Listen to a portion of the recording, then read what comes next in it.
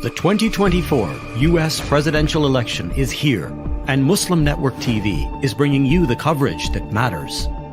On November 5th and 6th, join us live at 8 p.m. Eastern as we dive into the election night action, bringing you real-time results and in-depth conversations on what this election means for Muslim Americans and beyond. Our panel of experts, community voices, and political analysts will break down the night's key moments, from the policies shaping America to the voices shaping our future. Stay with us as we track the vote count, analyze the big wins and losses, and discuss the issues that matter most to you, whether it's your first time voting or your 10th. This election is crucial, and we're here to keep you informed every step of the way. Join us for live election coverage you can trust, November 5th and 6th at 8 p.m. Eastern on Muslim Network TV. Election 2024. Your voice, your future. Tune in live on Muslim Network TV.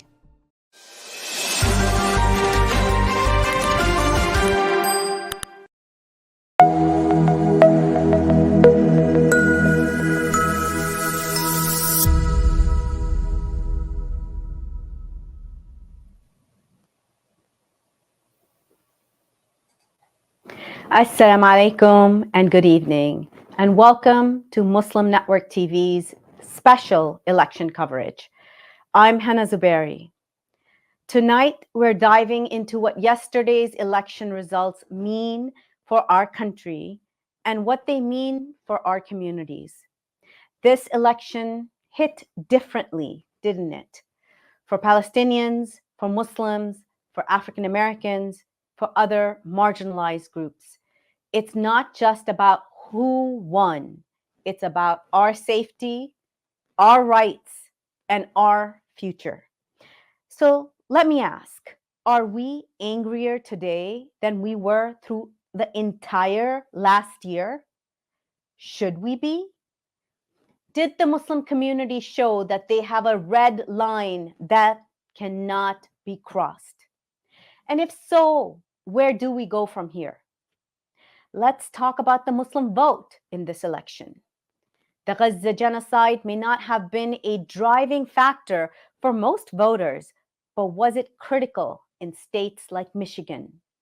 Did Muslim majority areas that traditionally vote blue flip to red in response to Gaza, ultimately giving Trump a victory in the state? When the margins are tight, do we realize just how much our votes count? And if someone from the Democratic establishment tries to tell us that we were too small to matter, do the Michigan results suggest otherwise? Tonight, we have guests who aren't afraid to ask the tough questions and offer unfiltered insights. We're here to understand what this election means for U.S. policies, discuss strategies for resistance, and explore what it takes to build real political power. So let's get started. We're joined by Professor Scott Gack of Trinity College, and we'll be joined by Sabrina Salvati, who is the host and creator of Sabi Sab's podcast and the co-host of Revolutionary Blackout Network. So Scott, thank you so much for joining us. Thank you for having me today, Hannah. To start, let's look at what a Trump presidency means for this country. We've been through 4 years of his policies before. So, Professor, as an author, historian, and associate professor of American Studies and History, let me ask you, what should we expect this time round? Are we facing more of the same policies, or are we looking at even more of a hardline approach? I mean, that's the question that obviously everybody right now is grappling with, and it is obviously still in the wake of yesterday. It seems particularly bleak, but right now we're looking at a Senate that can empower the incoming president in ways that he wasn't previously, and we also have an agenda that is much starker and even much much more militant in many different ways toward many different populations. Uh, and I think it's going to take us all a while to figure out where, and you already raised this question of resistance, right? But where will be the most important and valuable and efficient ways to resist? Because right now it feels maybe perhaps a little overwhelming, because there's uncertainty. Because if you remember from last go around with the Trump presidency as well, there are lots of things that are said. What things are going to be acted on and what things aren't going to be acted on are always seemingly up for grab. And one week to another, the most important issue can change on a dime. And so right now, though, it seems that the idea that the instant he assumes office, that this notion of mass deportations seem to be very important to him and his constituency. And so I think that would be a spot right there to start to think about what that might look like and how one starts. I mean, I'm thinking back already, right, to the idea of sanctuary cities that came up during the last Trump presidency, and I'm in Connecticut, and I'm already seeing local officials starting to refresh that language again. And so, that seems like a place to start. Yes, sanctuary cities was definitely something that was here in Maryland. We saw that play out as well. Now, do you think he's going to bring in the military? Are we going to be seeing much more of a graphic like show? Because that's something that he's a showman. So that also comes with that territory. What I've been reading about that. The answer, unfortunately, is yes. I mean, I do. I do think that part of the show, right, the authority that he wishes to wield on this topic, seems to be, it's a bad place to take cues from, social media. But if you look through some of the social media scrolls of Trump supporters right now, there's these depictions of planes removing people, kind of military planes, tanks rolling down streets. I pray that's not right, that's not how this plays out. But the 1798 Alien Act that he's been talking about does give some good latitude to the president to operate against populations that are considered foreign or immigrant. In 1798, it was French immigrants that it was used against, and it certainly seems legally possible. Now, do you think, as we're looking at this, what can the Biden administration still has November and December? What can the Biden administration do to perhaps put some safeguards around? I mean, they betted on a few things, they lost. Can we still have any hopes from them? That's an excellent question. I'm looking to see how that plays out, because I don't know. My answer to you is that I don't know, because most of the executive actions that President Biden could take in certain situations can also be very quickly rolled back by the next president, right? Those things aren't set in stone, if you would, right? If you were talking about congressional action, which isn't going to happen, right? But if congressional action has a little more staying power in this kind of time frame, but yeah, no, I don't think there's that much that can be done. Sabrina, thank you for joining us. Sabrina, with your work on the Revolutionary Blackout Network, and as someone deeply connected to grassroots movement, I want to ask, what's the feeling in the Black community today after these election results? There's a lot to unpack here, and I know perspectives within the community are varied, but what do you make of Black voters who cast their ballots for Trump around this time? And what is the general feeling, what you've been hearing? Well, I think it's good to differentiate between black people that voted and black people that did not vote, and I think that most black voters are not happy with Donald Trump winning this presidential election, but most black people that did not vote couldn't care either way. And I think it's important for people to understand that the majority of Black Americans in this country do not vote because they don't believe that the political system is going to improve their community, which is understandable because we have not seen improvements, regardless if it's a Republican or a Democrat candidate. But all the signs were there. And this is something that I've covered heavily under the Biden-Harris administration. There has been frustration. I heard you talk about the sanctuary cities.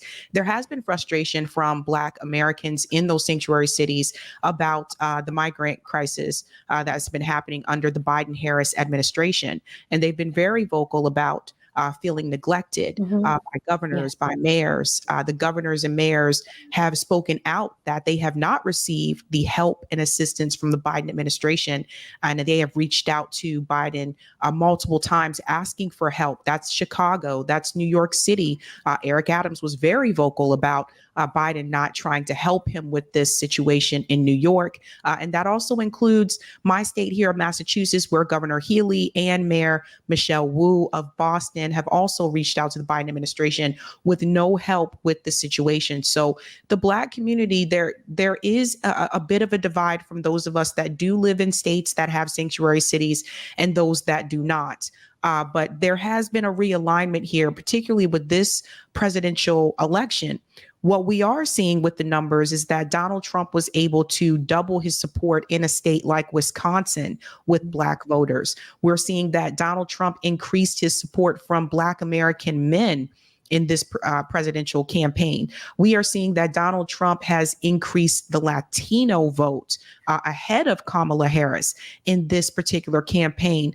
So there is something about Donald Trump's campaign, and I think it's the economic message, and I think it's also the message on immigration that has more groups that are typically vote Democrat going towards Donald Trump this time around than before. The fact that Donald Trump won the popular vote and not just the Electoral College also speaks volumes. He was able to get gains in blue states like New York and California and New Jersey that he couldn't before. So this is a strong message that has been sent to the Biden-Harris administration because he won that popular vote. It would have been different, I think, if he did not win the popular vote and he won the Electoral College. But the fact that he won both and the Republicans took back that they retook the Senate, it's a strong message. And I think a lot of it has to do with some of the failures of the Biden-Harris campaign, which I've spoken about for quite some time. So I also wanted to, because when I'm reading, you're scrolling through social media, and especially in anti-racism work, you see a lot of anger and a lot of also miscommunication and between who's going to get oppressed more, and sometimes that's what it feels like. And there are divisions even within minority communities. So do you think we are ready for this in marginalized communities? I wanted to ask if, what are some strategies for resilience to deal with some of these challenges that are going to be coming up for us? So I'd like to ask you about some resilience strategies, and how can communities set ourselves up using perhaps mutual aid networks or other community defense systems? I think it's important, number one, that you know your neighbors, and some people do not. This is how I'm able to organize here in Massachusetts. Organizing is going to be key within your community. And I think that needs to be the first step. So number one, you need to know your neighbors so that you can organize effectively. I do know that some people are worried. They are scared. They're wondering, what if I'm going to get deported? I don't know if I 100% believe that there's going to be this military presence of deportations that Donald Trump is talking about. I'm not 100% sure if I believe that.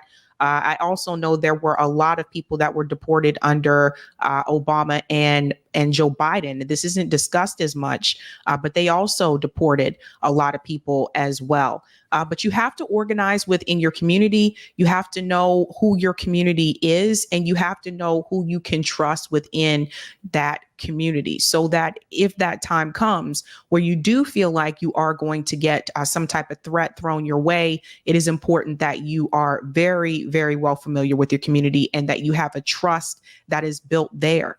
Mutual aid is another one. This is something that I do here in the Boston area, where we do help families that are in need. So mutual aid networks, whether it's food, whether it's clothing, whether it's shelter, some people just may need help with other things, such as a babysitting, something that they may not be able to pay for at that point in time.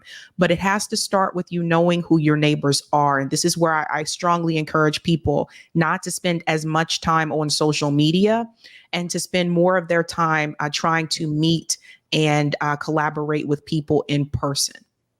Beautiful, beautiful thought. What are your thoughts on Harris's concession speech? Oh boy. I think that Kamala Harris, I think the concession speech should have happened last night. I did not think it was proper to exit the way that she did last night. People didn't even know that she was gone. That the crowd that was there at Howard University, she didn't say goodbye. She just left. And that's not the way this works. Typically, it is the first candidate that will issue a response is the candidate that has lost. So for her to leave and not tell people that she left, it was just kind of weird to me. And I do realize there were several videos where we showed last night, we were live streaming, where the crowd at Howard University just didn't know where she went. And they were like, why did she leave? What is going on here? And the campaign manager had to speak to let them know that she's gone. So I don't think that was the proper way to handle it. But that I will also say, I have a lot of criticism of this administration in particular with the way that they chose to handle Gaza, Lebanon, the West Bank. I have a lot of criticism about the genocide in Gaza with this administration and them not wanting to hold themselves accountable and to fix that issue with Israel, to withhold weapons from Israel. So my feelings toward this administration is very strong. So people have to understand that. But the speech that she gave, while I feel like it was, a typical mild-mannered political concession speech, at the end of the day, I think the Democratic Party needs to take a hard look at themselves and ask, what do they want to become? Because it is really interesting to me, a number of people that were willing to vote for Donald Trump because they believe that he will stop the war in the Middle East, that he will stop the genocide in Gaza. Donald Trump going to Dearborn, Michigan and speaking to Muslim voters there. Meanwhile, Kamala Harris never stepped foot in Dearborn, Michigan. It's an absolute disaster. And I truly believe that if Kamala Harris would have agreed to an arms embargo, if she would have agreed to a permanent ceasefire, Kamala Harris probably could have won last night. At least she probably could have won Michigan. And I've spoken to a number of members of the Muslim community that said this is a red line for them. This is why some of them chose to support someone like Jill Stein, or some of them chose to support Donald Trump. And I think this message that needs to be sent out is that the Democratic Party needs to understand that moving to the right is not a winning strategy. Adding a Liz Cheney to your campaign is not a winning strategy.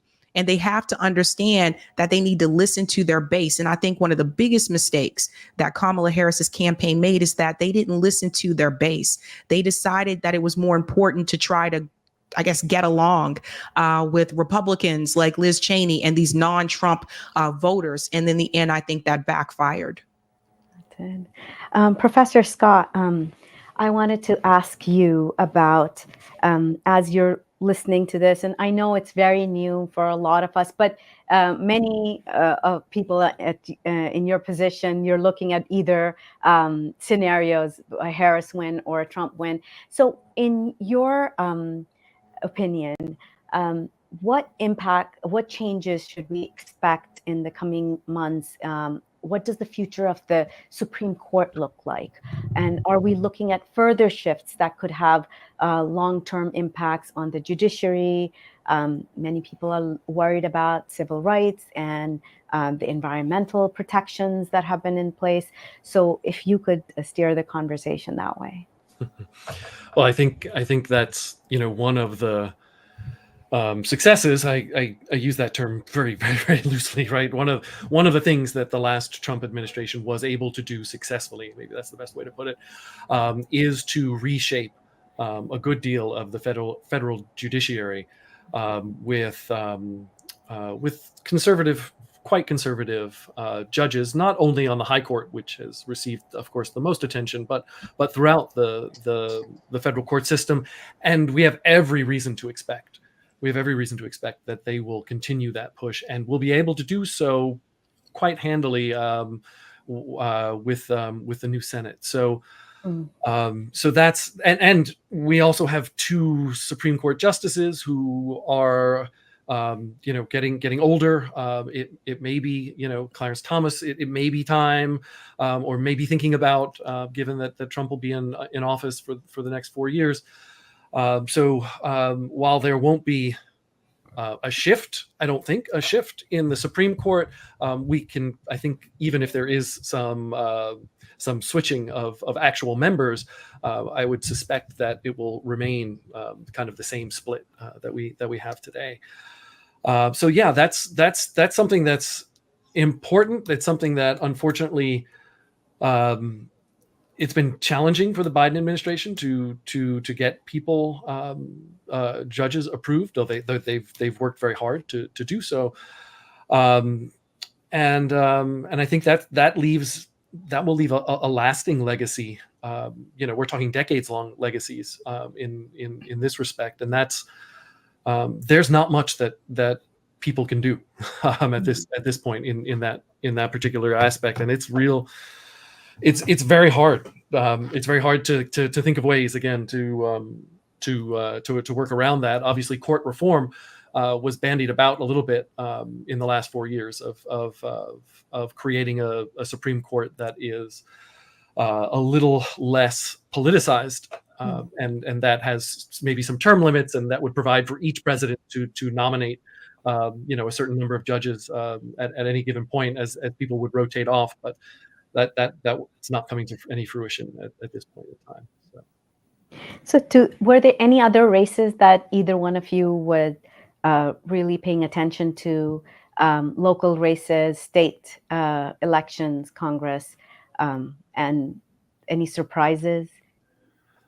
There was one here in Connecticut that Jahana Hayes, who was up against George Logan for the House, and Connecticut has actually remained pretty radical, and Hayes was able to retain, thankfully able to retain her seat. It was, I feel like in some ways that we're in a different, almost like in a different world within the boundaries of this state than most of the rest of the experiences. Mm-hmm. I would say there was a candidate that was running in Nebraska named Dan Osborne. He was running as an independent. And at one point that race was very close. So I thought he had a chance to win. And what was interesting about him is that he said that he didn't want to choose either party to caucus with if he were to win. So he said he wouldn't choose the Republicans or the Democrat. He wanted to be independent from both of them. So I was kind of looking forward to someone trying to break that lane a little bit, but unfortunately he didn't win. Mm. And that is one lesson perhaps that a lot of marginalized communities could be looking at. A lot of times we look at the top of the ticket, and smaller local elections are not paid as much attention to sometimes. I know that's something absolutely in the American Muslim community where we'll see a lot of activity during presidential elections, but during the midterm elections or primaries, that activity just isn't there. So what are some maybe perhaps some strategies for marginalized communities as we look at local elections and others, as we, I know it's like the day after. I'm still like I'm not in shock. I was kind of expecting this. I did not think America was ready for a person of color, a woman who's a person of color to be president. And so I was kind of expecting this Trump presidency, but just thinking ahead to what marginalized communities could be working on as to gear up for 2026. I think it's really important that people don't look over the local actions that you can get involved in. Oftentimes, we are all paying attention to the presidential election because that receives the most press. But there's also positions such as school board, city council, of course, mayor, that I encourage people to run for. The city council, although it may seem like a smaller role, it is very important because the city council controls the budget. So that's an important position that you can have. To get involved in grassroots organization, I also think and encourage people to do that as well. There's a number of them in your area. If you just Google whatever topic that you are interested in, I can pretty much guarantee you there's going to be grassroots organization that's there and that's available. And also at the same time, I do encourage people that live in ballot initiative states to please pay attention to those local ballot measures that are on the ballot. There were a number of measures that passed this year that I thought were very important, such as increasing the tipped wage, unionization for rideshare drivers. These are very important, and I feel like a lot of times they're overlooked because there is so much focus on the presidential race. And at the same time, I encourage people who do also live in a ballot initiative state, right now is the time to start planning to run ballot measures for, I think, 2026.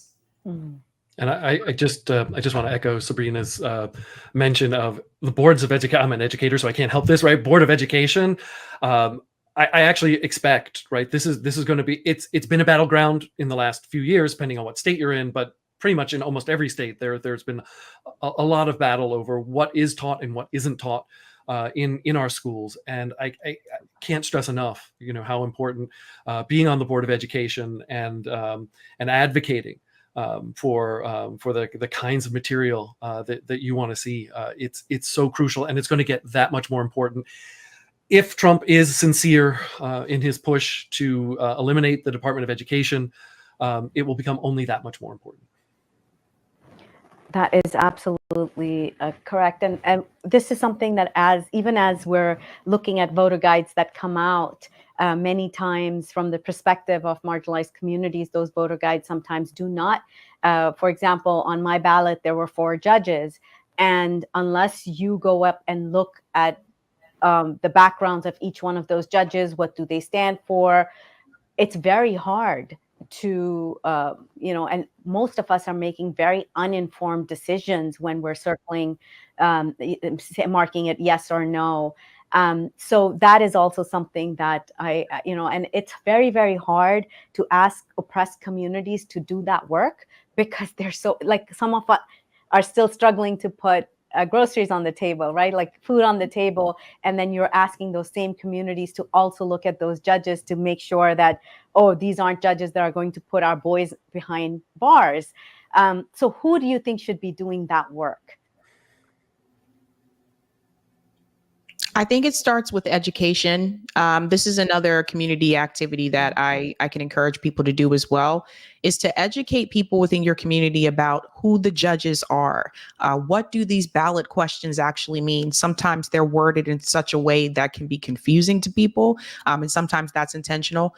There were a number of states, for example, that had ranked choice voting on the ballot this election cycle. But I think it's going to take some of that community education and just teaching people how civics works. I think that this is very important so that people know who's in charge of what. What does your city council do? Do you know who your city councilors are?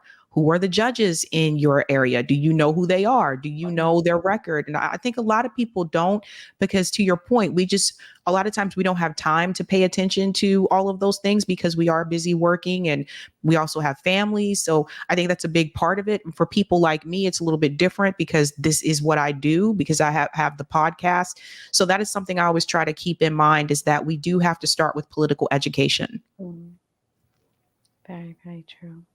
Well, we're going to take a short break, so please stay with us.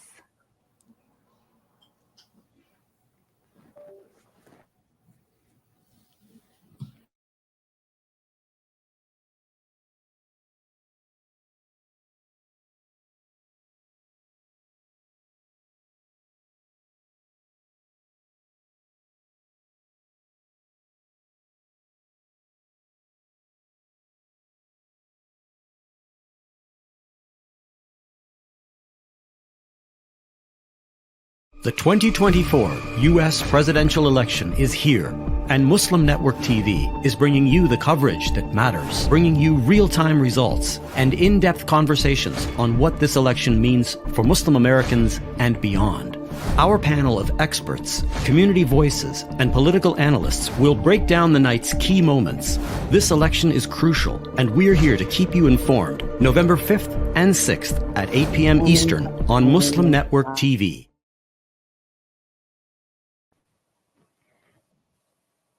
Welcome back. So we're going to move on to our next section, and we have, for our next segment, we're talking about the implications for Gaza and the Middle East. Trump's approach to the region, particularly regarding Israel and Palestine, has been anything but subtle. With him back in office, what does this mean for those facing oppression and genocide?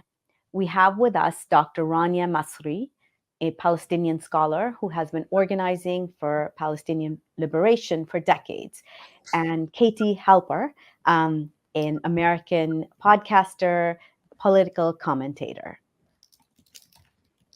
Thank you both for joining us.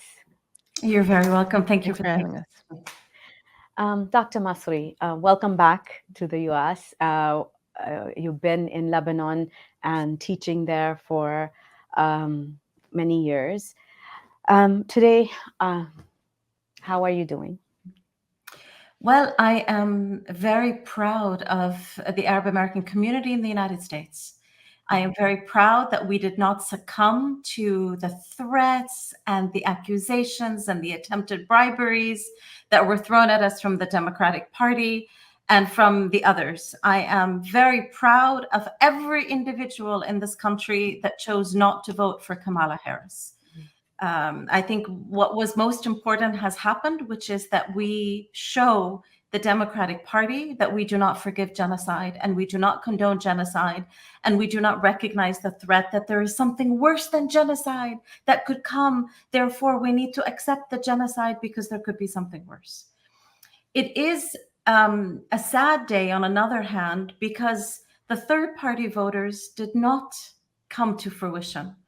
Instead, we saw, when we look at the numbers, that we have approximately 14 million people who chose not to vote for the Democratic Party and who chose not to vote at all.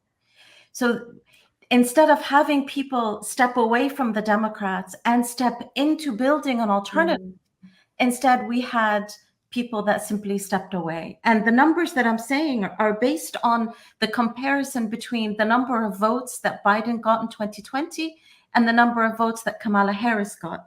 She got almost 14 million less votes than Joseph Biden, at a time when it's not as if those votes did not go to Donald Trump. Donald Trump also got 2 million less votes than he did in 2020. So what we see is, when we look at simply the numbers, we see that a significant percentage of American voters have felt disenfranchised by both parties. But mostly, the Democrats lost their base. And what saddens me is, rather than stepping away from the Democrats and into an alternative, be it even the Libertarian, the Green Party, the Party for Socialism and Liberation, any third party, instead 14 million Americans simply stepped out of the election. And this is despite democracy being, I believe that was the number one concern of those who did vote. So that was very surprising. So now we know that Trump's policies in the Middle East were relentless in their support for Israel. What's the immediate fallout in Gaza likely to look like? And let me ask you this: is there any real chance for international pressure to hold Israel accountable? Or is this administration a free pass for, God forbid, more escalation? The free pass, I actually think, was Biden-Harris. Mm. With the Trump administration, we have a question mark. To be fair, we just have a question mark. With the Biden-Harris administration, when we compare that administration to all administration that came previous to them, every single one, we know for a fact, based on the metrics, that the Biden-Harris administration has been the most pro-Israeli administration in terms of the number of military aid, in terms of the financial support, in terms of the blank checks, in terms of the flat out lies, and on and on and on. So in comparison to that, if we look at the 4 years that Trump served before Biden, it is very unlikely that he will continue the carte blanche, like we say, the we sign on a blank piece of paper to Netanyahu that Joseph Biden did. But there's no guarantee. So it's a question mark with Donald Trump versus with Biden-Harris, it was a guarantee. SubhanAllah. Katie, you're no stranger to the media narrative, the media dynamics surrounding Gaza. We've been following how the media has been complicit in this genocide. As you look at the election results and how it's being covered, what are you seeing that you can point out to us and comment on? Sure. Thanks so much for having me, and apologies in advance. I'm sick. It's I'm sick of the elections and of politics and politicians, so I'm physically that way as well. But yeah, I think that we are seeing as expected, because as you just mentioned, the media has been so complicit in the genocide. And not surprisingly, it's being complicit in the Democrats' attempt to totally deflect any criticism. And what we're seeing, not surprisingly, is that the Democrats are blaming the usual suspects and taking all of the wrong takeaways from this election, and the media is helping them do that. So you had Joe Scarborough talking about trans people being at fault, talking about how it's racist Latinos and misogynist Black men. You had Al Sharpton making that point. Also, you have people saying that the takeaway from this is that progressive politics are dead. You even had an investment banker on CNBC say that progressive politics were dead and blaming progressive politics for Trump's win, even though, as he himself acknowledged, he didn't run on progressive issues, but he said there was a progressive aura. I have no idea what that means.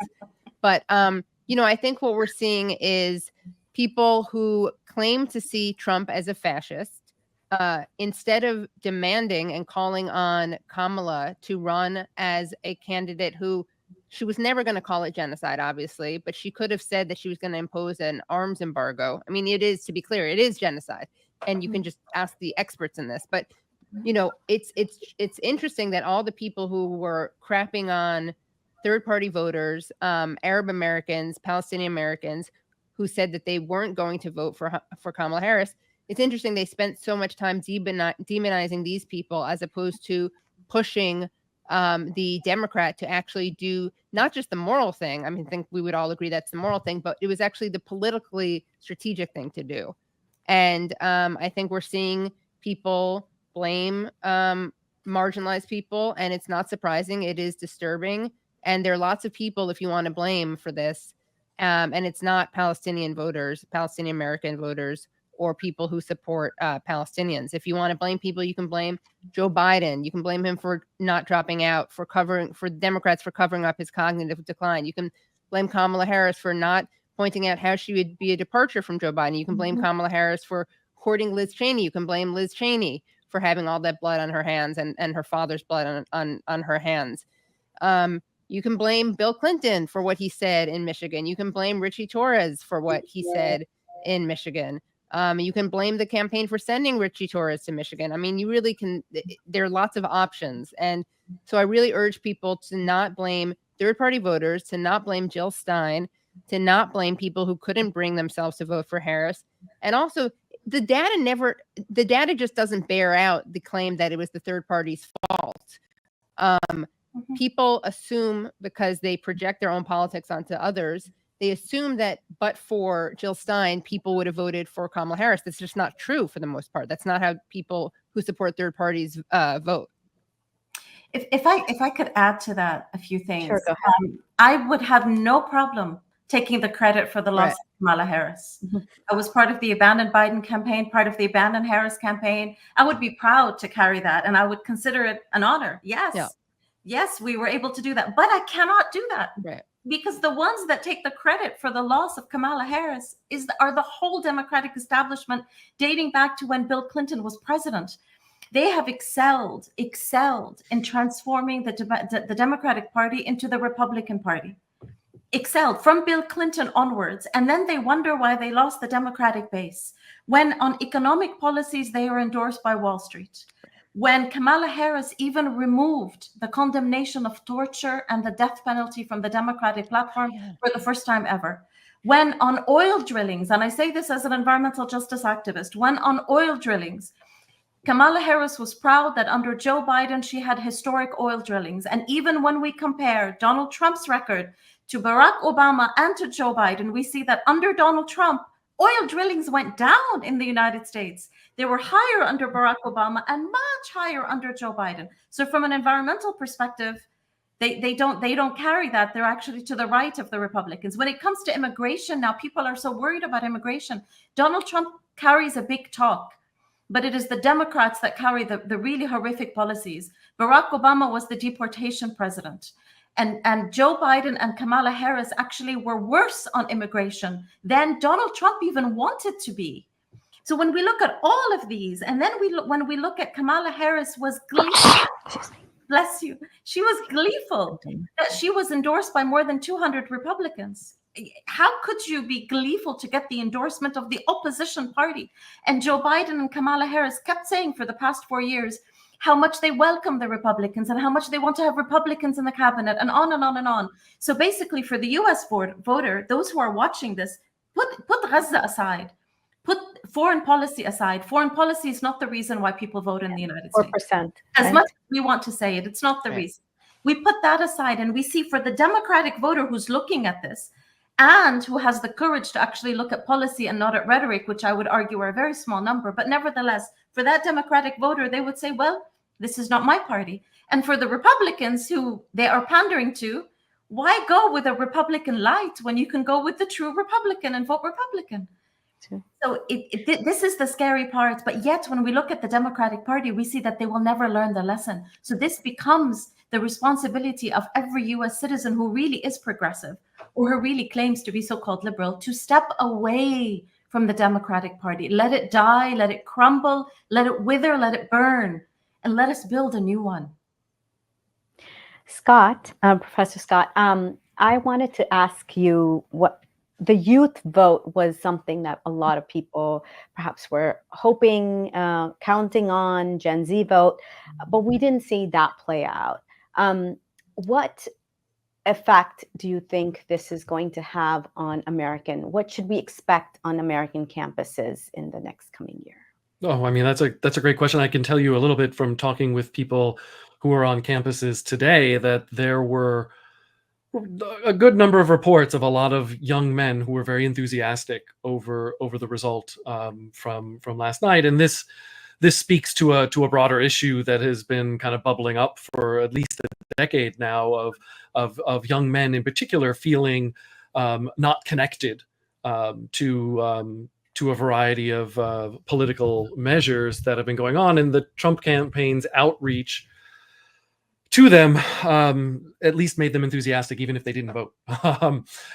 Is I think one of the best ways to put it. There's a way in which in U.S. history there has always, that when there have been kind of major policies directed at a particular group, that the group that is left out of that policy eventually, right, they come in with a grievance. And right now, young men, and here I'm thinking about, and I'm not a critic of, please don't put me there, but I'm thinking about Title IX in particular, which has done wonderful and great and important things in many different ways for women and obviously also for women's athletics. But many young, right, without anything targeting young men over time, there's a feeling that they have been left behind. And in some ways, in terms of test scores and in terms of economic output, men have actually been left behind. And there, it's time for a way to uplift everyone instead of just in terms of gender policy. I do think we need to find ways to start to talk about that, because men have felt alienated often by the constant talk, and I'm guilty of the constant talk in my work on violence of toxic masculinity, and not offering people alternatives, right? Like real good alternatives from an earlier age, not when they're already in college, but talking about it earlier. And so, what's the lasting impact? I don't think that the Trump administration is offering an alternative to these men, by the way. I don't see that. I see them offering a place to air grievance, which is different, significantly different. So, I mean, I hope that is something kind of maybe hopefully starting on local levels. And again, going back to my earlier comment from before about schools and serving on boards of education, right? Of trying to find ways to work these policies on a local level, because right now I can hear all the frustration from all of us, right? Like on a national political level, I don't think there's possibility, or there's not much possibility, and so that's it's at least for me, it's a time to think and participate locally, and to try to forge the change that I want to see in our communities, and then hopefully we can, I don't know that the Democratic Party is going to die anytime soon. Everybody was writing off the Republican Party that it was going to die, and then suddenly the Democratic Party is trying to take that big swath of moderate Republicans under its umbrella, which incidentally that was Kamala Harris's signature move when she was running. I'm going to say something about local. You brought up school board elections, but let's talk about that. Anybody, I can see this in our local area, in Virginia, in many states here on the East Coast, where people who have publicly been have been for Palestinian freedom and have stood up for the Palestinian rights are now being tarred and feathered, and for them to run for office, even for local offices, has become such a challenge. Even to sit on commissions, people have been kicked off of commissions because they've tweeted support for to end the genocide. So this is something we do have Professor Amina Al-Din with us. Thank you, Dr. Amina, for joining us. How are you doing? Did you ever think that you would be seeing a second term for this, as you often call him, the convicted felon, as our president?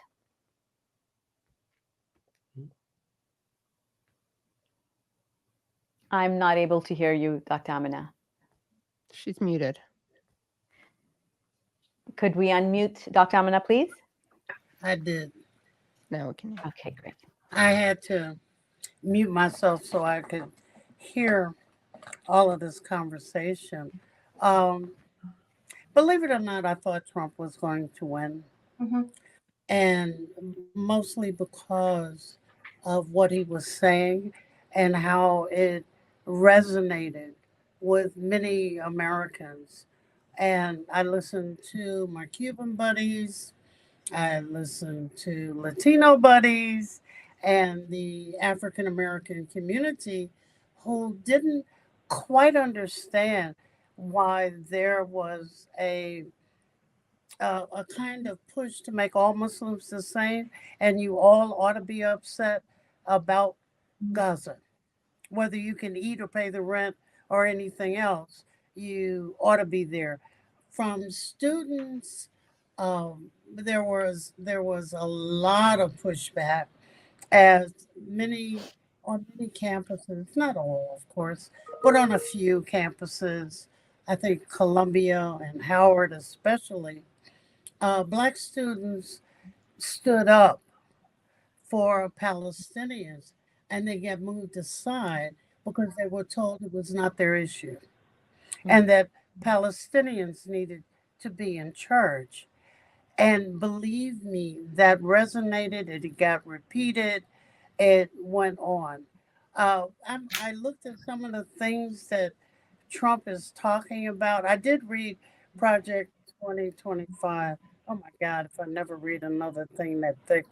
Um, and he has in there, he's going to get rid of taxes. Taxes on workers, taxes for small businesses, taxes on Social Security. And everybody said, really?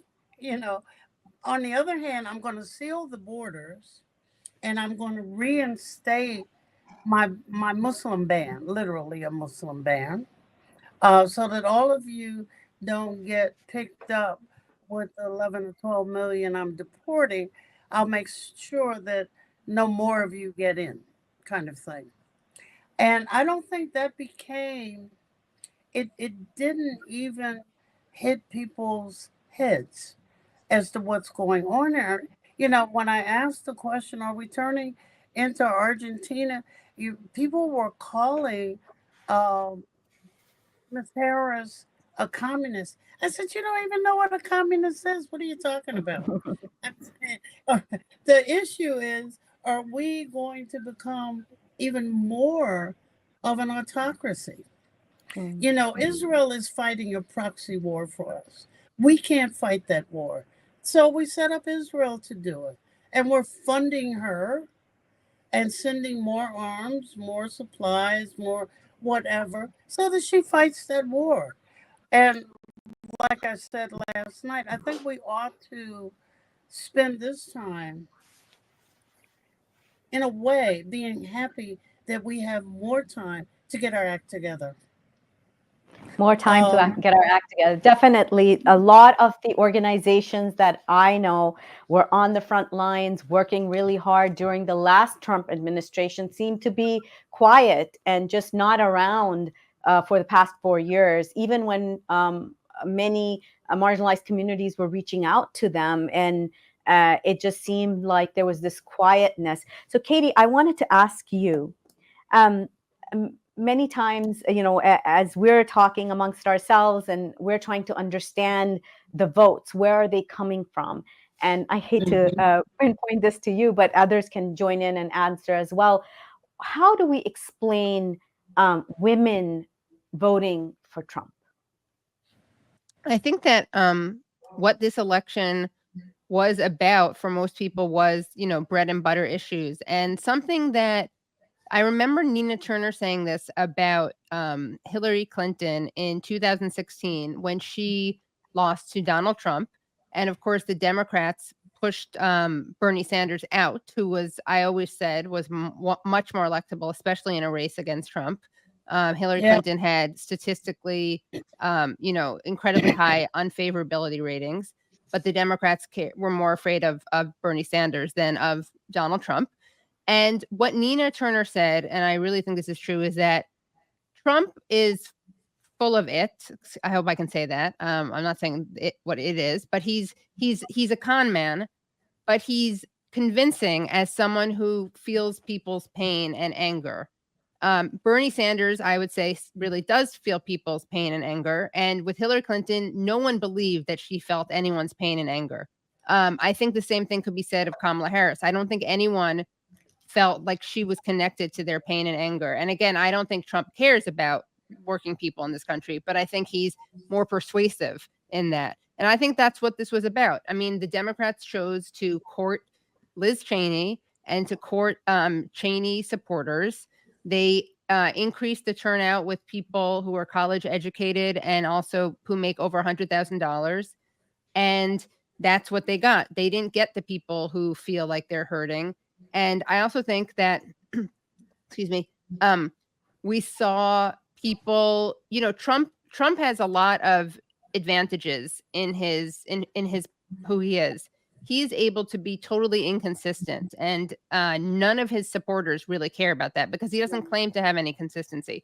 And what that lets him do is that lets him point to other people's inconsistencies and hypocrisies, and he doesn't have to meet that same standard. So the other person, whether it's Hillary Clinton or Kamala Harris, they look like hypocrites, or they look like bad people or idiots. Like, he was able to say, even though this is someone who imposed a Muslim ban, he was able to say, why is Kamala Harris running around with Liz Cheney, whose father killed a lot of Muslim people and a lot of Arab people? And that's because Trump is able to do that, and the Kamala Harris people handed him that on a platter by courting Liz Cheney.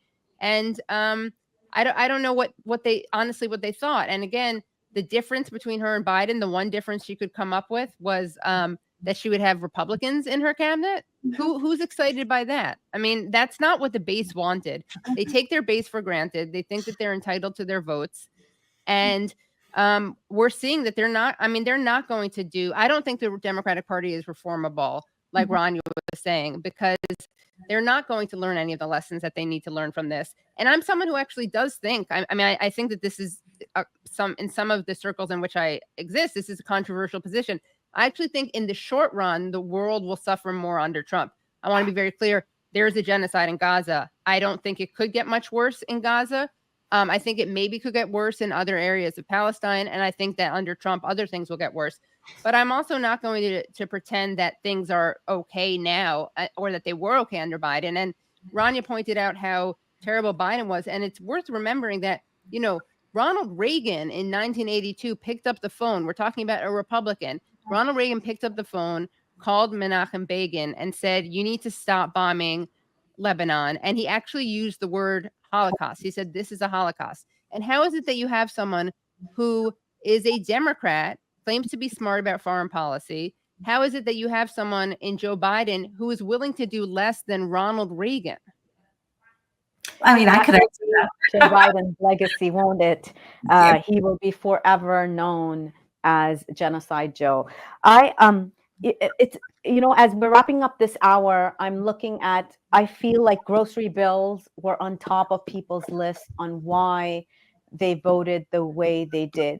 How much their paychecks are being stretched, were they better off 4 years ago versus now?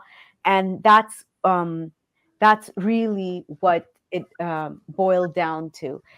So we have about 2 minutes to our next break. So if anybody would like to have any, I just wanted to say, Hannah, as Katie mentioned a little bit earlier, kind of the something about like basic necessities. I mean, it goes down to, right, it's gas, groceries, and mortgage payments like that, and housing crisis aside, right, and mortgage payments, and those, for the overwhelming majority of the Biden administration, were just grueling for most people. Even though it's eased a bit, right now, nobody is feeling like this great easing moment, because they've spent all their money already and have racked up their credit card bills. So the fact that, we can pull apart the Harris campaign, because obviously when you lose, that's what you're kind of open to. But the unwillingness to break from Biden in so many different ways, whether it's in foreign policy, but whether it's on domestic policy as well, was just such a curious choice. And it was a choice. Like, it's not like it wasn't happenstance. It was a deliberate choice to like she was asked flat out, as we all saw, like, where are you making your break with, what's new? You're talking about new, what's new? And she didn't have an answer. And that, that left many people, deeply concerned. Deeply concerned, definitely. So it's time to take a break. We'll be here. We're going to be here for another hour, and we're broadcasting in the United States, in Canada, Mexico, and we're also broadcasting in United Kingdom in collaboration with Islam Channel there. So thank you, Dr. Scott, for being here and for your insights, and we'll be right back. The 2024 U.S. presidential election is here, and Muslim Network TV is bringing you the coverage that matters. On November 5th and 6th, join us live at 8 p.m. Eastern as we dive into the election night action, bringing you real-time results and in-depth conversations on what this election means for Muslim Americans and beyond. Our panel of experts, community voices, and political analysts will break down the night's key moments, from the policies shaping America to the voices shaping our future. Stay with us as we track the vote count, analyze the big wins and losses, and discuss the issues that matter most to you, whether it's your first time voting or your 10th. This election is crucial, and we're here to keep you informed every step of the way. Join us for live election coverage you can trust, November 5th and 6th at 8 p.m. Eastern on Muslim Network TV. Election 2024. Your voice, your future. Tune in live on Muslim Network TV. Move it to 9 p.m. Welcome back. Thank you so much for joining us here. We've been discussing the Trump presidency, reactions on the first day, the fact that Senate has turned red. And as we're tearing apart the Harris's campaign, we're not endorsing Trump or even suggesting at all that he would have been better than Harris. But as many of our guests pointed out, there was a red line. I know in the Muslim community, this point has been brought up that our vote, where it counted, and helped swing this election. And while the Democrats are busy with their own blame game, they'll likely point fingers at minority communities, Muslims, Hispanics, even though our contributions, while impactful, were smaller than the economy and other issues that drove most voters. The real story in this election is even broader. Harris actually gained ground amongst white men and women, both college educated and not, across economic levels. But she lost ground with minorities, and the Hispanic vote in particular tipped the scales. So this is something very interesting. And add that to the growing frustration over issues like the economy and perceived overreach in school curriculum, and you have the perfect storm of voter discontent. So to discuss this and much more, we have with us our next gen host on Muslim Network TV, a young scholar. She's in law school, Amina Ahmed. Thank you so much, Amina, for joining us. Thank you, Hannah, for having me here. I'm not in law school yet. I will be going to law school very soon, but thank you for having me. So looking forward to hearing a youth perspective to this election. How are you feeling? Yeah. What are you hearing? What are you seeing on your social media feed? Right, and there is definitely two perspectives to this. One of them, let's talk about social media first, because you brought that up. One of the perspectives that we are seeing on social media is a lot of people, a lot of young people, a lot of activists are surprised by the results. And I think the reason for that is so many of us live in these echo chambers where we think that this is the reality of every single person around me, when that might not exactly be the case. And they're like, how did this happen, right? How did we get to this point? I thought Kamala was going to win. You know, some people, I mean, obviously, if you're living in that echo chamber, they thought that the impact of Jill and the third party would be greater than it was, you know, in the results. So we see this shock and surprise of young people, of activists, of people who have been organizing, but again, in their circles. And then outside of social media, you know, I was at university until like a couple of hours ago.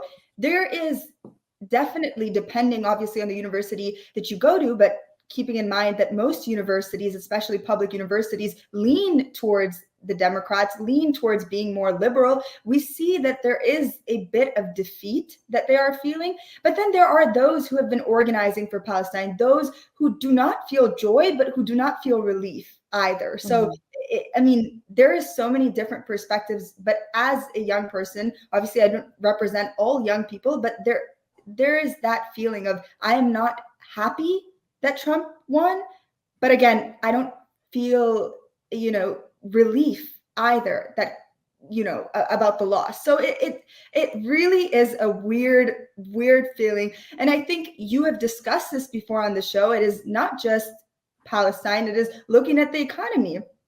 I mean, most Americans are voting based on who they think is going to lower their gas prices, who is going to lower their grocery prices. So obviously that is one of the reasons. But for those who have been organizing for Palestine, there's that in the middle feeling there, Hannah, honestly. Thank you for that perspective. And we are joined right now by Brother Edward Ahmed Mitchell. Could we bring him on screen? He is our analyst on Muslim Network TV, and he's also the National Deputy Executive Director of Council on American Islamic Relations. So thank you so much for joining us again, Brother Edward. We were here with you yesterday, and we were looking at the results, and today those results have, we were predicting this would happen. What are your thoughts today as you spent the day? And I'm sure you took a day to just absorb what had happened, but I know you have been planning for either scenario. So what are you thinking? Right. Bismillah, alhamdulillah, assalamu alaikum, everyone. Good to see you. So, I mean, we obviously knew it was going to be either Trump or Harris. And as an organization, we had, spent some time planning out how to respond to either scenario. But rather than speak to that, I'll just say, as a person, I was still surprised by how badly the vice president lost by.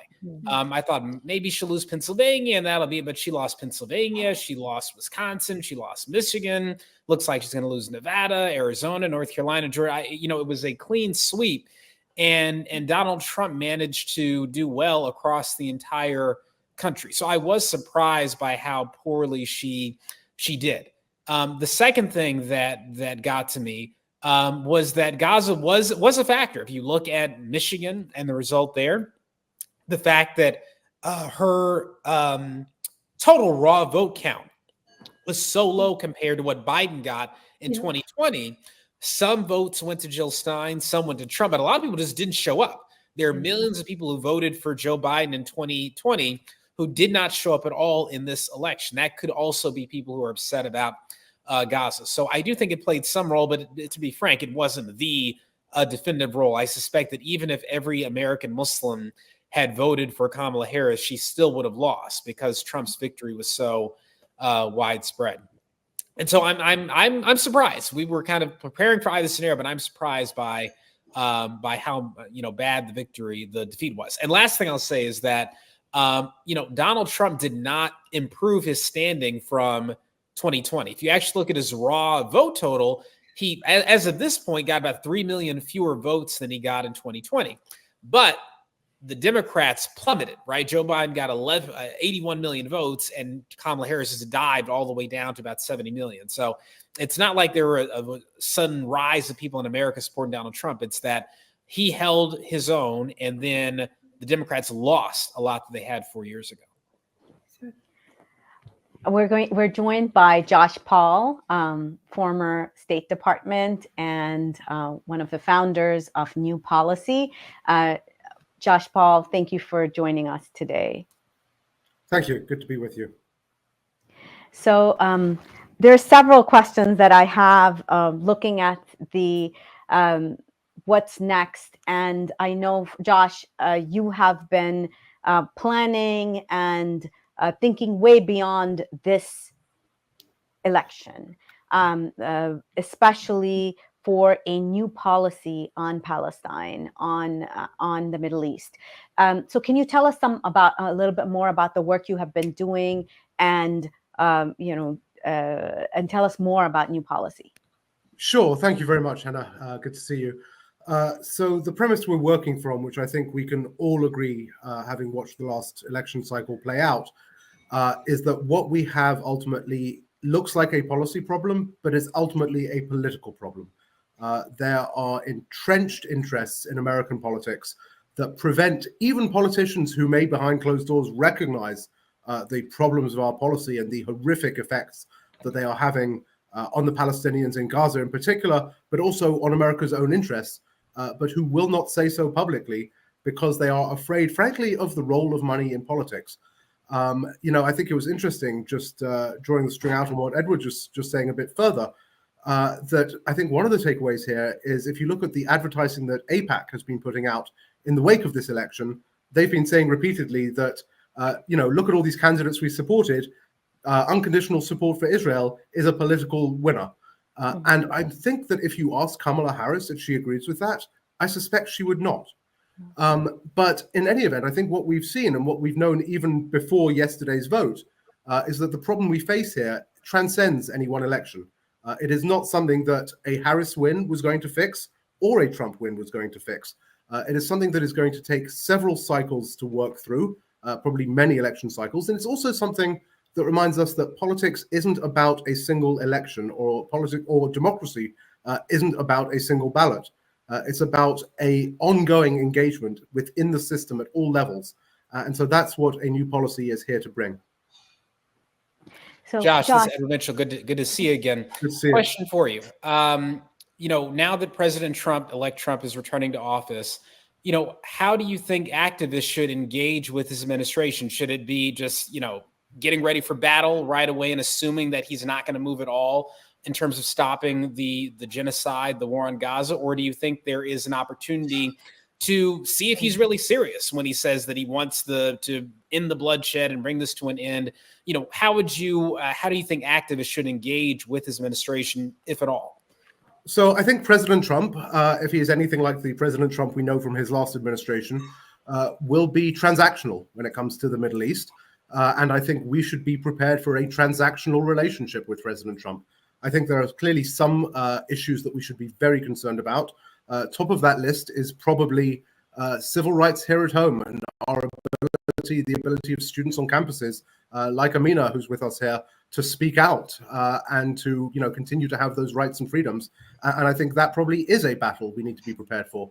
On the other hand, I think that President Trump will seek to find ways to wind down and to end the genocide that has been happening in Gaza, at least in the form it is now taking. That doesn't mean that he's going to put us on a good long-term trajectory here. I think what his advisors and many of the voices he will be hearing from share is a desire to get Palestine off the front pages. But that said, I think there will certainly be opportunities here, perhaps on a narrow basis, and perhaps with some rather thin pickings, but some opportunities here to find ways that we can work together on specific tracks. And look, when you have President Trump in the White House, a Republican Senate, and a U.S. House of Representatives that is on the very least on a knife's edge, you have to find those opportunities. You can't just play a defensive game, but you have to be willing to reach out and find places to work together. So, Josh, when you left the State Department, you recently left, and in protest of U.S. foreign policy, for those in the audience who may not know, and now that Trump is back, what changes do you expect in the State Department? First, were you there under the first Trump administration? What changes happened then, and what concrete changes do you think are going to happen now? Yes, I did serve through the entirety of the last Trump administration. I was also there for the Obama administration. I think, first of all, look, there are going to be some changes at the top, right? With no question. We know that Secretary Blinken is going to go. We know that National Security Advisor Sullivan is going to go. I think what we don't know is whether National Security Coordinator for the Middle East, Brett McGurk, is going to go. And I think that is something that a lot of people will be paying a lot of attention to because he has played a significant role in the current situation. So I think there'll be some changes there. What we saw during the previous Trump administration was also significant efforts to cut the State Department's budget and to disempower significant aspects of the State Department role while focusing on security assistance and arms transfers. I do think that there will be a similar approach under this administration. I think we have to see how that plays out. I think when we look at the situation in Israel-Palestine, we can recognize that the United States is not an honest broker at this time. And so one can question whether actually continuing to push the same approach to the State Department is in our interest or in the interest of the Palestinian people or anyone in the region. But I think we'll have to keep a very close eye on what form that takes. And of course, we know that President Trump also is going to take a look at the question of appointments within the State Department and civil service reform. And that's something I think we also need to keep an eye on, because even throughout this horrific last year, there have been a lot of really good people in the government working to try and push things in the right direction. And I think many of those people will now be concerned as to whether they will be able to hold on to what have up to this point been protected jobs. Josh, can I ask you about Brett McGurk in particular? Because this is a name that I think a lot of Americans don't know, but those of us who are following the issue closely do know his name. And he's someone who has survived multiple administrations. There was a political article about him a few years ago. And the joke was that if a nuclear bomb hit DC, cockroaches and Brett McGurk would survive. He was there for Trump, for Bush. He's always there playing this role in the Middle East. And some say a damaging role. What can you tell us about him and his influence in the administration? So as you've just alluded to, Brett is the ultimate bureaucratic survivor. His ability to hold on through and across administrations does speak, frankly, to his capabilities. He is not, foolish, or in that sense, he's very capable at navigating politics. And I think that's one of the things that has made him valuable to multiple presidents in a row when it comes to navigating the politics of the Middle East. That said, he has made a lot of wrong calls, I think, over the course of his career. One of them being the, sense that you could somehow forget about the Palestinian issue and push forward with a regional normalization without resolving Palestinian human rights, without resolving Palestinian statehood. And that has been a great cause of why we are where we are right now. So I hope that it is recognized that, as good as his relationships may be with regimes in some countries, he is not a man who necessarily has a deep understanding of the region. He's not spent a lot of time there. He does not speak Arabic. And, I think that, that there are some very good reasons, very good arguments, I think, to President Trump, why it might be time for a change in that portfolio. Great. And we are joined right now with another guest. I'd like to bring him on, Dr. Chris Ferguson. Thank you for joining us. Thank you very much. Very pleased to be here, and very clearly coming from a different perspective as a Canadian living and working in Colombia, and mostly reflecting profoundly about geopolitics and global ethics. So very helpful to hear the perspective from within the struggle for justice within the United States. Yes, I'm very interested in what you have been hearing and seeing, the reaction to Trump's presidency in Latin America. What are you seeing? You're based in Colombia, and what are the implications of this election on where you are? Yeah, I mean, to take, I think, Dr. Paul's point, I mean, I think it's understood that what all of this is about is that there's not either a political or a policy problem, but what everybody is confronting as an empire problem, that this has to be seen through the lens of a global system dominated by neoliberal capitalism and defended by military empire and all its ideological bits.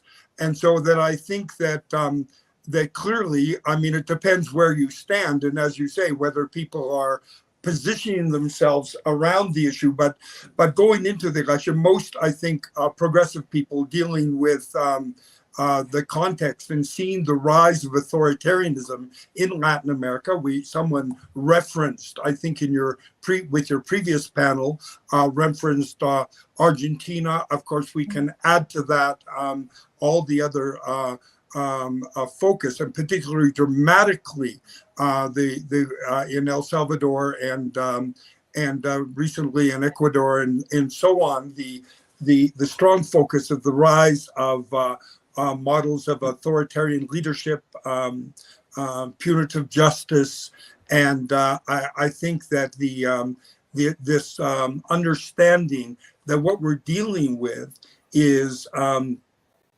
economic system that's imposed, that has created a situation of the inequality that is worldwide, that is a machine for destruction, not only genocide, but also destruction of the planet. Colombia here just celebrated the biodiversity COP, or Committee of Parties. And it's very clear that that global geopolitics are about the positioning of power blocks around a new economic reality, and it's not serving the American people, but it's not serving any people anywhere. So I think that the understanding is less focused on why Kamala lost, but a clear understanding of why Trump won. That this whole idea of the reaccommodation of power around projects of white supremacy and economic domination. I mean, at the same time that the last weeks of the election were playing out, were the BRICS summit, the realignment, where you don't see clear political agreement among the BRICS nations, but you do see an understanding of clearly taking on American military, political, and economic hegemony. So who is going to steer the ship, but not challenging fundamentally this unjust economic system, which in fact BRICS is deepening and defending and protecting. So that the emergence of Trump as the option of people in the United States who the penny drops that the Democrats are not for them. I mean, there is no real talk. The Walz-Harris campaign, after you got Biden out of the way, focused profoundly on their idea about the middle class and creating an idea that a diverse and corporately indebted Democratic Party could make things better for some people in the United States. But clearly that would be at the expense of everybody else in the United States, and that it would still be drawn out under the basic rules of this is a world system that works for few and abandons the many. And I think it's no surprise that people in their desperation thought that the person to go with would be the person that had more no than yes to the current system in all its ambiguities, including the myth that Amina, I'd like you to jump in over here because what Dr. Ferguson was saying is reminding me of this bond that many of these fascists have with each other, especially as we look at India and the Modi regime there. And with Trump coming into power, and I know you have been working on this for a while, just wanted to hear your thoughts and some reflections on what Dr. Ferguson has been talking about. Sure. I mean, first of all, just the parallels that you see between the Modi regime, between kind of, I see a lot of people comparing fascism and some of Trump's tactics to Modi, to even Netanyahu in some instances. But the reality is what we're seeing in India obviously is very different. It is at a different level. And what we are seeing in Israel against the Palestinians, what is being perpetrated to people in Gaza is very, very different than the system in place in America. So talking a little bit about the Modi regime, we see India as the largest democracy, obviously. And we see it as, the second most populous country. And we see it just being a democracy on paper, right? And a lot of people, obviously, many of our viewers even may not know about the extent of how limited democracy is in India.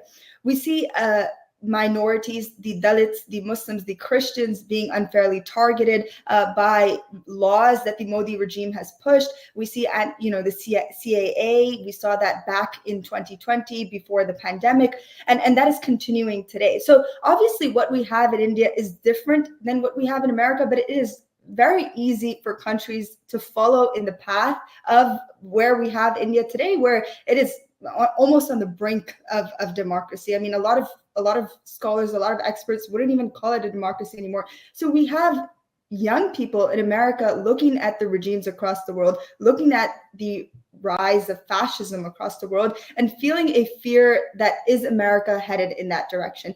Obviously, I personally think that there is fear mongering involved, but I think there's also a reality to it. And I will put it on our other guests to answer, what is the direction that America is headed in?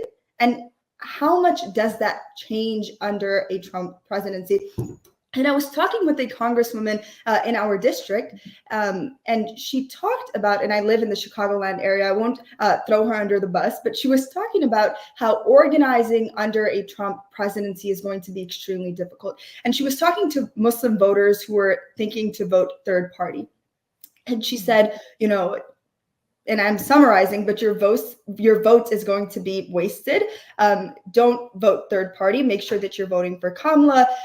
Vote Democrat, because if you vote third party, that is a vote for Trump. And it will be extremely difficult for you to organize under a Republican Party and for you to organize under a Trump presidency. So one question that I had for her was, it has already been difficult for students to organize in the past 4 years when Kamala Harris was vice president. It was extremely difficult for us to set up encampments. I mean, my university, I go to the University of Illinois Chicago, has banned encampments completely. The way that our freedom of expression, our freedom of speech is limited, it is unheard of. For a lot of us, we grew up hearing that freedom of speech is our constitutional right. But the reality is, in universities, public and private, if you look at DePaul, University of Chicago, Northwestern, it is the same across the board. Students' voices and their freedom of expression and speech are suppressed. So in the past 4 years, going back to my point, in the Biden, Kamala Harris presidency, we also had a suppression of our constitutional rights, right? As students, that's how we feel. And I anticipate the same thing in the next 4 years. But I mean, I push this off to you, Josh. How do you see that changing in a Trump presidency? How do you see organizing? I mean, you have been doing this work for years. How will it be more difficult, different, easier for students to organize under a Trump presidency? How will that change from the past 4 years? Yeah, I think that's a really important question. I think that's maybe the fundamental question, because if we can't organize, if we don't have the space for the policy debates, both in government and in schools and universities and on the streets of America, then our chances of seeing any of the changes that we would like to see are, massively diminished. So first of all, I think this is exactly the question to be asking. If we look at the track record of other quote unquote backsliding democracies, and India is a bit of an unusual example in this case, in that, it was almost essentially a two-party system between the BJP and the Congress party. Most of these countries where we see democratic backsliding, Poland, Hungary, and others, you tend to have a populist party that takes a majority, but then faces a coalition of smaller groups and thrives through fracturing that coalition. And that's how these groups hold these sort of populist parties. Italy is another example of a backsliding democracy, hold onto power by essentially fracturing their opposition, whether through arresting leaders in some cases, or setting them off against each other, or various other approaches. I think that's the key to the answer here. The key to standing up in the context of an American backsliding democracy is coalition building, and it is coalition not only building but maintaining, and that's sometimes harder than the building. And we saw that, in the context of the last election, where there were a lot of debates within American communities of, yes, we recognize, for example, the pain that the Arab American and Muslim American communities, and particularly the Palestinian American community, are feeling in the context of Gaza. But think about what your vote will mean for the African American community, or for other minority communities in America. And I think finding ways to rebuild those bridges, strengthen those bridges, and find the commonality of purpose. I think the more people we can bring into this movement, whether it be on Palestine or this broader movement on civil rights, and hear voices, for example, like Ta-Nehisi Coates, are vital. in painting a picture for people of that commonality, of course. But I think coalition building is probably the most important piece of this going forward. So we're going to take a short break. Please stay with us. Our guests will be back with us after this short break.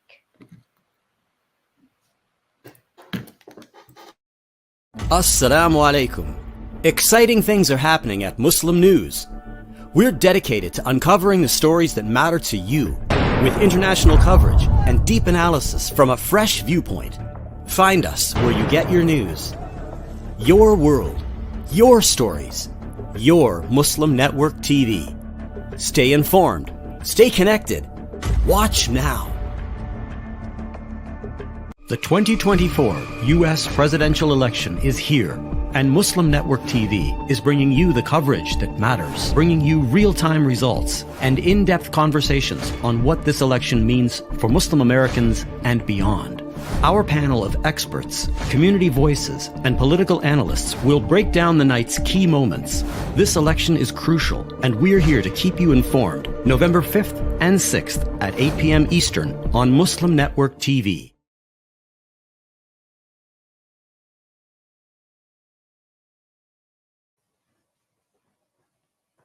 Welcome back.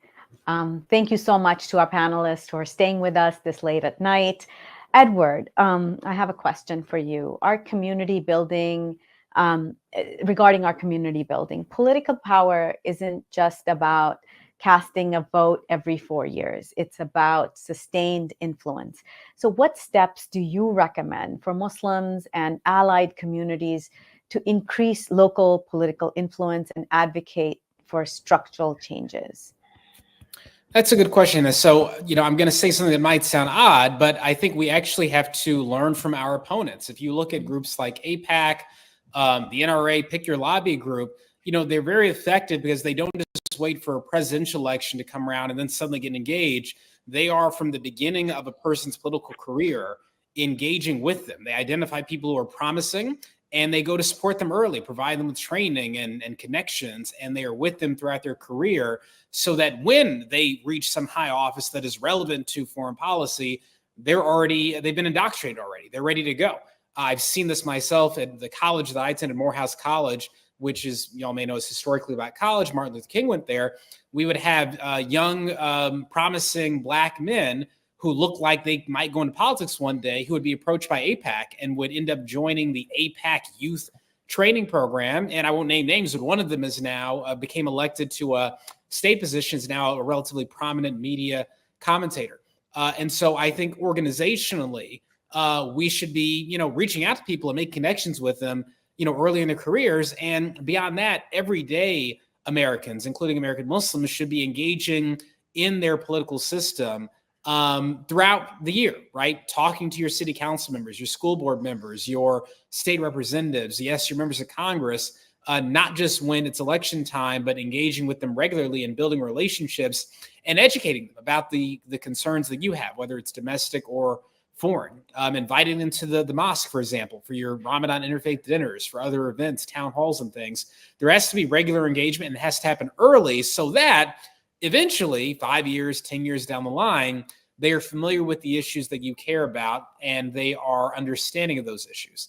And the last thing I would say is that, sadly, money is still a very, plays a definitive role in our politics, right? Politicians want to get elected, and it requires money often to do that. And so obviously our community does donate, but not nearly as much as other communities. And so if we really want to have a major impact, we're going to not have to not only vote, not have to only engage, but also we're going to have to figure out a way to make sure we are donating money to candidates who share our values. Right.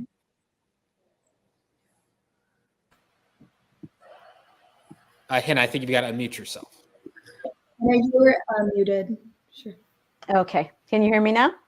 Yes. Okay. So, Josh, I wanted to ask this question of you.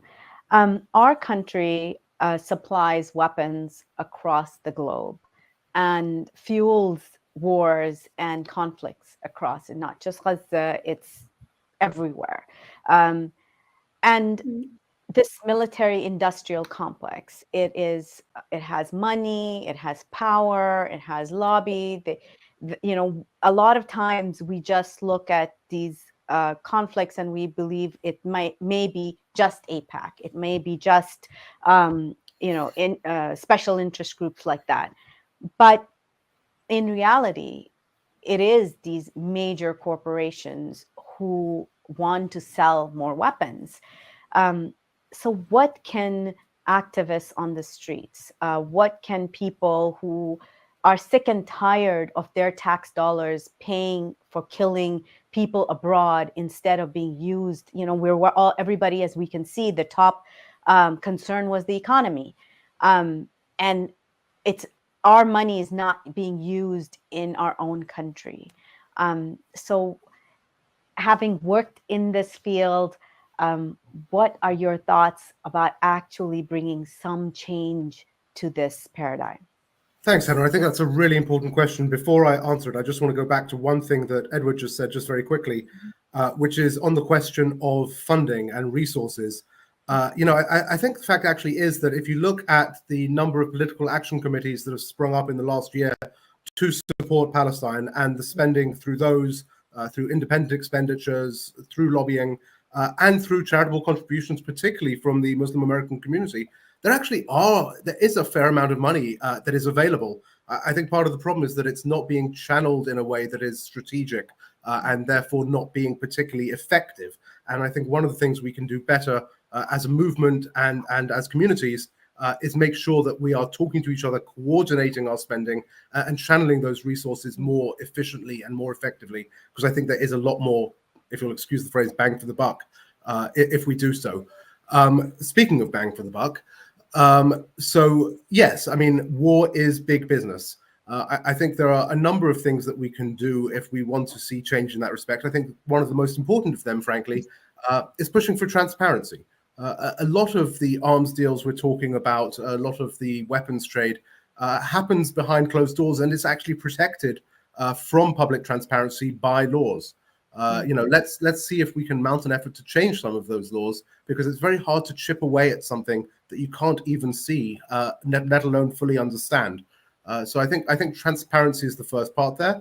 The other thing I would say is that yes, the US does spend a fair amount of taxpayer money on security assistance overseas. Taking away the last couple of years, which have been a bit of an aberration with Ukraine and Israel, it's still, you're talking in the range of $20 billion a year that we send overseas. Let's remember, however, that that's $20 billion out of about $180 billion in total defense trade. There is a demand signal coming from overseas. And one of the other important things I think we can do is partner with civil societies in the countries and in the places that are feeling the impacts of that defense trade, to help them raise their voices in their own context as well, because we can't just address this on the supply side. We need to address it on the demand side as well. Absolutely. Yes, it's an intricate system, and definitely. And then the people are scared that if they don't buy American bombs, they're going to buy Russian bombs or Korean bombs. So yes, this is the anti-war movement in this country, unfortunately, sort of fell by the wayside after Iraq, and hopefully with this renewed interest in the peace movement because of Gaza, that energy can be harnessed and we can work towards local policies, divestment from arms sales in our local communities, and as well as Josh was saying, working towards policies that in Congress that would give us more transparency on this. So as we're about to wrap up this session, I'd like to give each one of you a chance to give your final thoughts for the night, and as we prep for this next coming year, 4 years of Trump presidency. So I'll say a few things. One, I think the American Muslim community back in 2016, when Trump unexpectedly won, was quite nervous. Not only because of the rhetoric, that he had shared, because we didn't know what to expect. We have been through 4 years of Trump. A lot of people suffered, under some really, but God bless you. But we made it, thank God. And so I think for us, there's less of a fear this time, but more of kind of feeling of, all right, here we go again. Let's get back to work. And I think the other unique thing about the situation we face now is that, Donald Trump has, to his credit, made some effort late in the campaign to reach out to Muslim voters. In fact, it was very strange to see him arguing, criticizing Kamala Harris for embracing Liz Cheney, and to see Donald Trump saying Liz Cheney would bomb the Middle East and bomb Muslim countries if she could, and that Muslim Arab Americans shouldn't support her, and that he wants Muslim Arab American support, is very unique. And so I do think there is this unique question of whether or not that was just campaign rhetoric, or whether or not Donald Trump really means it when he says he has an anti-war streak. I think he does have an anti-war streak compared to a Nikki Haley or Ron DeSantis, but it's also true he nearly sparked a war with Iran when he killed Qasem Soleimani during his presidency. So he's also surrounded by people who are extremely anti-Palestinian, extremely anti-Muslim, who want a war with Iran. So I think a big question mark is, how much is he going to run things? How much of his late campaign rhetoric did he really mean? Is there some opportunity to engage with him? Or is it just going to be, again, getting ready for battle and going into battle with his administration for the next 4 years? So I'll be very curious to see how the transition plays out, who he's appointing, who he's picking, because I think that will tell us a lot about what he plans to do in terms of the Muslim community. Right. And we see, just going off your point, we do see an increase to Muslim voters, obviously, in the Trump presidency, especially the last few days of the campaign. So my message would be to students, to university students, to organizers, to activists who have been doing the work for the past year. One thing that Josh was saying is we have seen in the past year, since October 7th, an increase in C4s, in C3s, in money being pooled to help those in Gaza, to help students who are here in America that come from a Palestinian background. So there has been a lot of work that is done in the past year. So I think as a Muslim community, we should give ourselves some credit. I mean, we have been working hard. There has been political discourse centered around the Muslim community. So that is one thing. I think we should give ourselves a little bit of credit. I think we've been doing a good job for the past year. And the second thing is to ensure that we're continuing that during a Trump presidency. Obviously, we're all curious to see how this is going to play out, how the interaction between President Trump and, for the next 4 years and the Muslim community will look like. But as young people, we have to continue to organize. We have to continue to protest. We have to continue to advocate for the change that we need to see. Yeah, for my part, I'll just say very quickly three quick things. The first is that I think we need to make sure that the takeaway of the American political ecosystem from the last election is that Gaza mattered. And it didn't just matter in terms of votes, in particular in Michigan, but throughout the election cycle, it was a leading indicator that if the Democratic Party had been paying attention to, they would be in a very different place today. It was a leading indicator of President Biden's weakness before that fateful first debate. It was a leading indicator of Kamala Harris's rise. And then when she refused to separate herself from President Biden, a leading indicator of her decline. And so I think that there is a lot that we can be talking about in this space. And I think we need to keep reminding the political ecosystem of what Gaza meant, not just directly, but what it means and should mean in their analysis of the youth vote, of voter participation, and of where the party should be looking, both in terms of American interests and American moral leadership. Second thing, to sort of piggyback off what Amina was just saying, is that, yes, so coalition building is key. And not only that, but organizing is key. And that there is more to democracy than elections. It is great that we are sitting here the day after an election and talking politics. We need to be talking politics every single day. We need to be thinking now about the cycle that is beginning today, that is going to lead to the next elections in 2026 for Congress and in 2028, the general elections then, and asking what we can be doing now to position ourselves within those cycles and for those cycles for the long term. And on that note, if you'll permit me, I'll my third thing is I'll just end with a quick plug. please do come and visit us at www.anewpolicy.org and find out more about how we are trying to join the ecosystem of so many groups that are pushing on these issues to make the change we need to see.